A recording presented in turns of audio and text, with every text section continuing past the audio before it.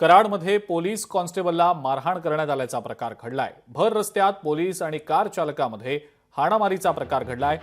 कराड शहराजवळच्या मलकापूर इथली सगळी घटना आहे। त्याचा एक व्हिडिओ देखील आता समोर आलेला आहे।